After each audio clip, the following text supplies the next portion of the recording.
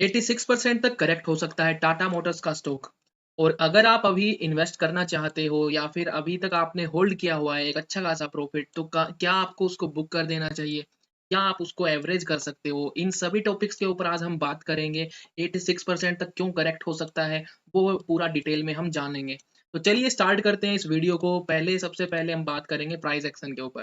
देखो, सबसे पहली बात, हम यहाँ पर इन्वेस्टिंग के टॉपिक के ऊपर बात कर रहे हैं। इन्वेस्टिंग का मतलब जो लोग यहाँ पर ऑलरेडी एंटर हो चुके हैं एक अच्छे खासे बुल रन में, तो क्या मार्केट का जो ये करेक्शन मोड अभी दिखाई दे रहा है, तो क्या आपको अभी अपने इस प्रॉफिट को होल्ड करना चाहिए?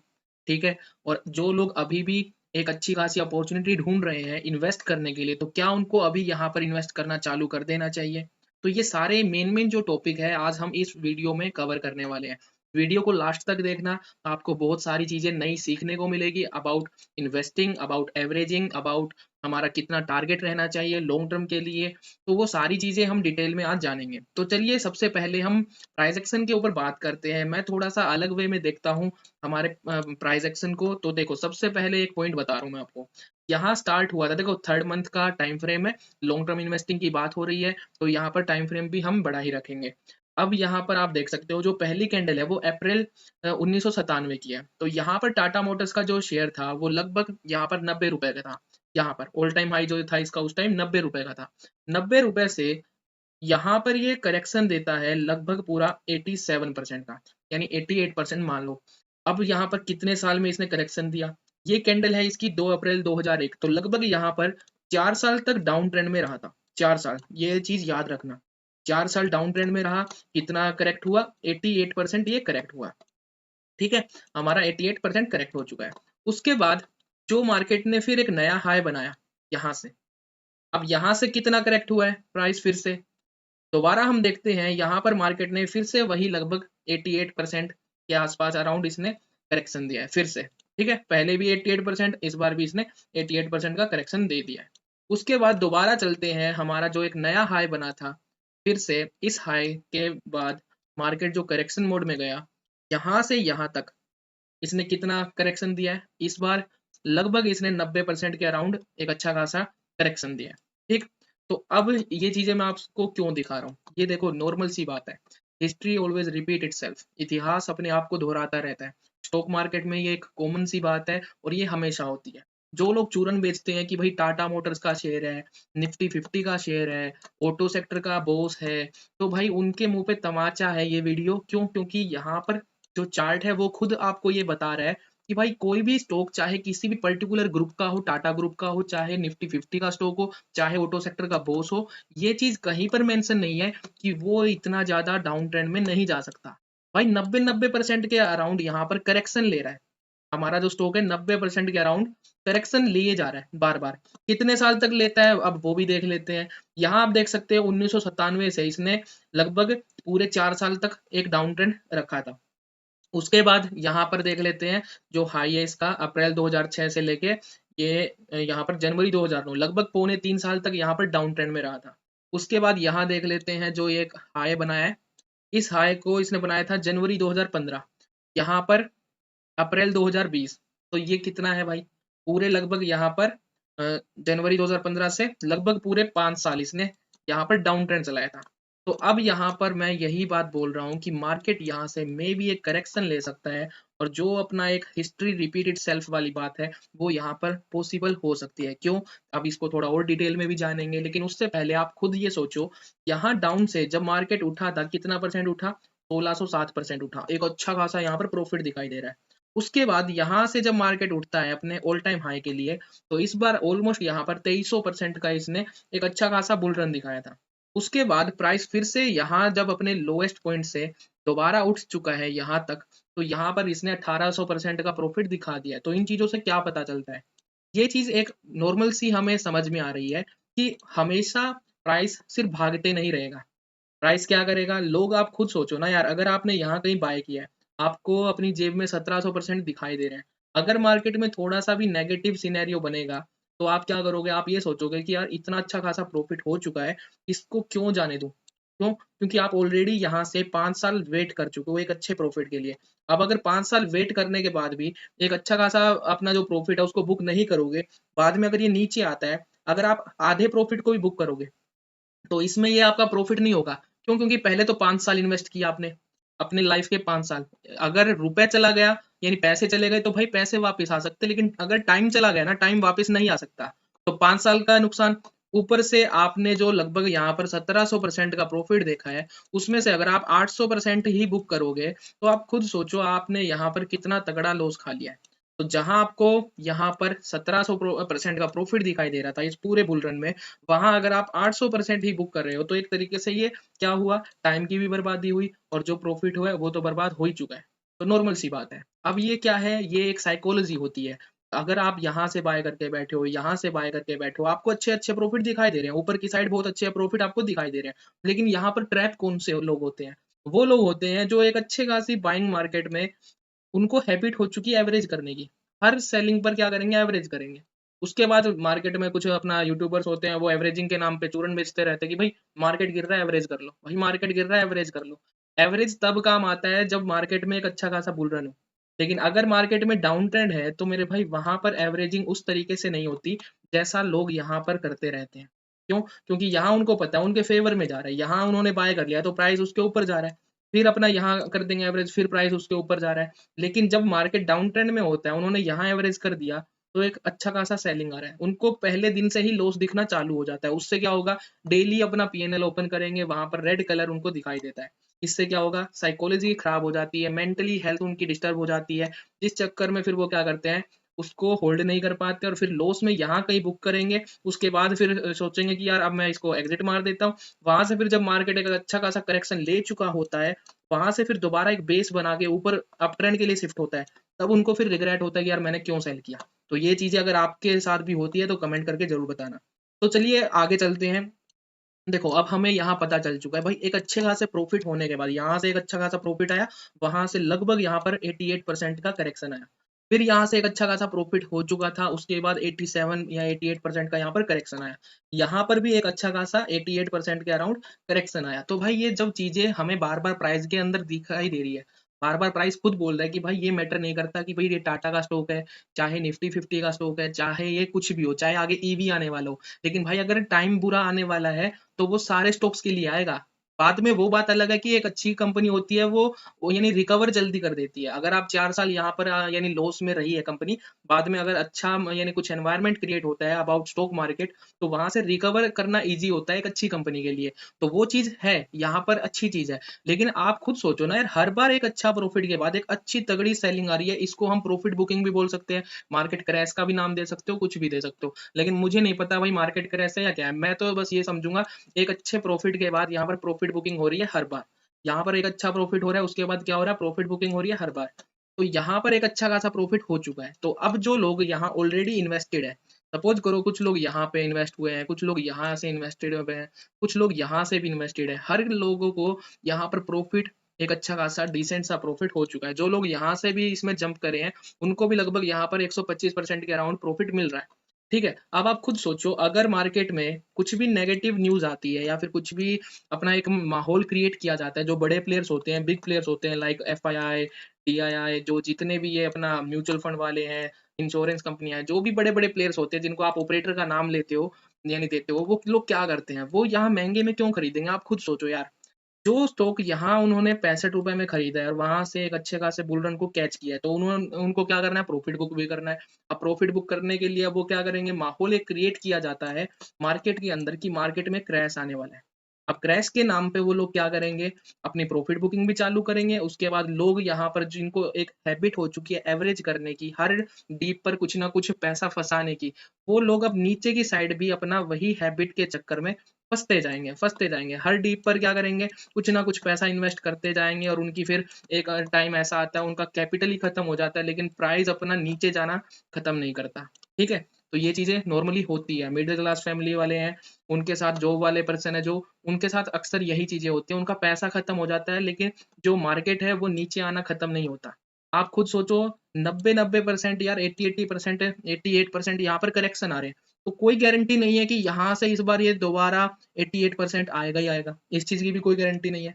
लेकिन जो मार्केट हमें पहले से ही दिखा चुकी है, ऑलरेडी 3 बार यहाँ पर हो चुका है, तो क्या वो फोर्थ टाइम नहीं हो सकता? भाई प्रोबेबिलिटी बोलती है हर बार ये जब हो रहा है, हिस्ट्री अपने आप को रिपीट कर रही है, तो हो सकता है। और जो लोग अपना माहौल क्रिएट कर रहे हैं क्रैश के रिगार्डिंग, जो बोल रहे हैं कि भाई मार्केट में बड़ा क्रैश आने वाला है, निफ्टी भी इंडिकेट कर रहा है कि भाई अच्छी खासी प्रॉफिट बुकिंग आने वाली है। निफ्टी ऑटो का अगर सेक्टर, यानी अगर हम सेक्टर की बात करें, टाटा मोटर्स कौन से सेक्टर का स्टॉक है? निफ्टी ऑटो का। उसका चार्ट देख लेना मेरे भाई, वो भी क्या बोल रहा है, पूरा बियरिश मोड में है। वहां पर भी एक अच्छा खासा करेक्शन आ सकता है। तो निफ्टी 50 भी करेक्शन के मोड में है, निफ्टी ऑटो भी करेक्शन के मोड में है। तो भाई यहाँ पर जो ऑटो सेक्टर का ये स्टॉक है, तो ये भी एक अच्छा खासा करेक्शन ले सकता है। लेकिन 86% का ही क्यों लेगा?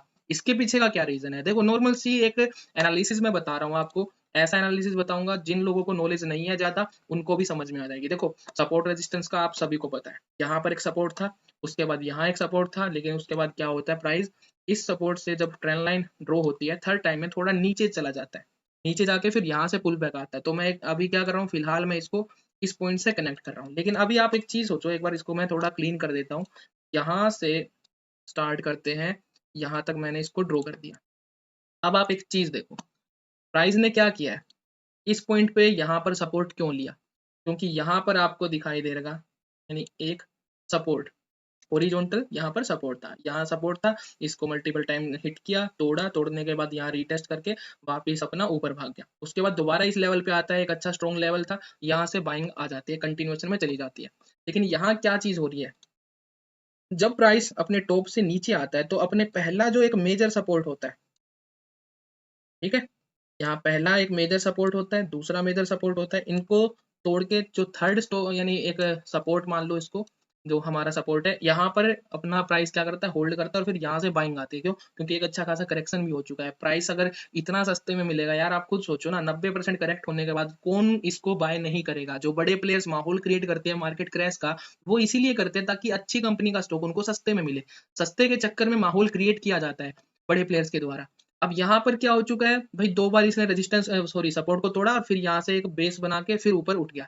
अब यहाँ क्या हुआ है, पहली बार सपोर्ट आया, तोड़ दिया, दूसरी बार सपोर्ट आया, तोड़ दिया, तीसरी बार यहाँ पर एक नया बेस बना के फिर इसको ऊपर की तरफ ले जाता है। तो दो बार यहाँ सपोर्ट तोड़ के तीसरी बार बेस बनाया, यहाँ पर भी दो बार सपोर्ट तोड़ के तीसरी बार बेस बनाया। अब यहाँ क्या हो सकता है भाई, यहाँ कहाँ सपोर्ट दिखाई दे रहा है, एक पहला सपोर्ट हमें यहाँ दिखाई दे रहा है। तो अगर मान लेते हैं ये टूट जाता है, उसके बाद सेकंड हमारा सपोर्ट कहाँ दिखाई दे रहा है आपको, यहाँ दिखाई दे रहा है। तो चलो ये भी मान लेते हैं भाई टूट जाएगा। अब थर्ड टाइम हमें यहाँ पर देखो, तीसरी बार प्राइस क्या करता है, हर बार कुछ ना कुछ अपना बेस बना के उठने की तैयारी करता है। तो हम मान लेते हैं कि प्राइस हमारा तीसरी बार यहाँ पर सपोर्ट ले सकता है।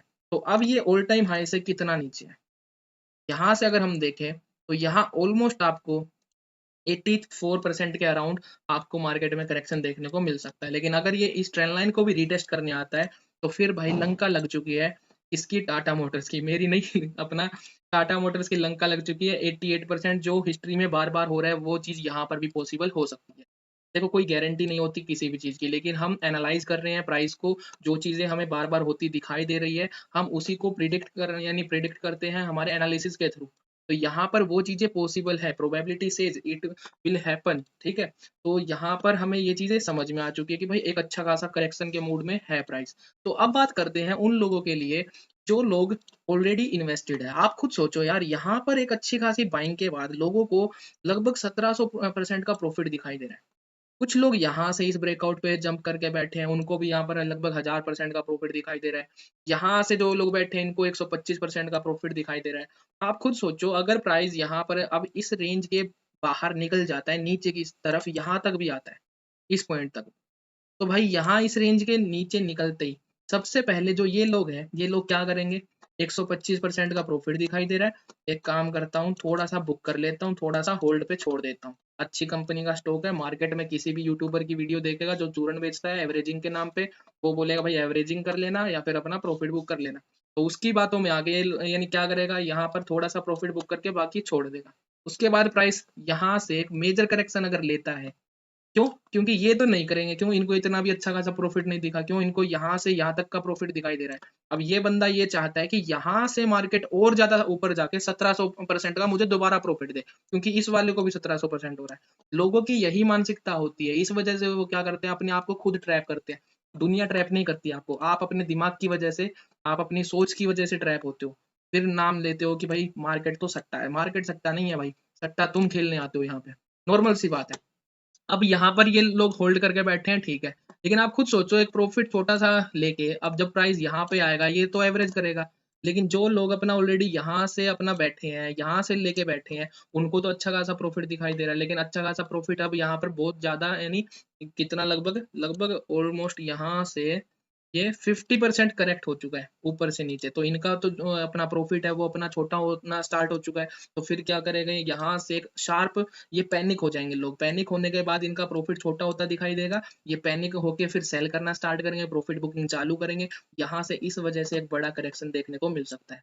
क्यों? क्योंकि यही चीज होती है, आप खुद सोचो ना, अगर आपने कोई स्टॉक 100 रुपए पर खरीदा है, 100 रुपए से वो स्टॉक चला जाता है मान लो 1000 रुपए पे, ठीक है, आपको यहाँ पर कितना प्रॉफिट मिल रहा है, 900% का आपको यहाँ पर प्रॉफिट मिल रहा है। लेकिन आप खुद सोचो अगर यहाँ 1000 से वो 700 भी आ जाता है, तो आपका कितना परसेंट का लॉस हुआ है, 300% का आपका प्रॉफिट जा चुका है। आप क्या करोगे, फिर आप ये सोचोगे यार पहले एक काम करता हूँ, साथ अपना जो भी मेरा प्रॉफिट बचा है 600%, उसको मैं एक बार बुक कर लेता हूँ, जब मार्केट दोबारा मेरे को एक अच्छे प्राइस पे मिलेगा तब मैं वहां पर दोबारा इन्वेस्ट करना चालू कर दूंगा और फिर मेरे को वहां से दोबारा एक अच्छा रिटर्न मिल सकता है। तो जो समझदार लोग होते हैं वो इस तरीके से सोचते हैं, लेकिन जो अपना मूर्ख लोग होते हैं, वो अपना जो ये लोग चूरन बेचते हैं एवरेजिंग के नाम पे, मैं नाम नहीं लेना चाहता, हालांकि उनकी वीडियोस मेरे सामने आती रहती है, बुरा लगता है लोगों को किस तरीके से मिसगाइड किया जाता है, लेकिन चलो कोई दिक्कत नहीं है, उनके कर्म है भाई, उनको अपना फल मिल जाएगा, हम अपना कर्म करते हैं। यहाँ से अब देखो, मैंने बता दिया कि भाई एक शार्प सेलिंग क्यों आ सकती है, कितने परसेंट की आ सकती है, लेकिन अब अगर किसी को इन्वेस्ट करना है नया नया, नई इन्वेस्टिंग, तो भाई पहले हम क्या करेंगे, लेवल्स को ड्रॉ कर लेते हैं अच्छे तरीके से।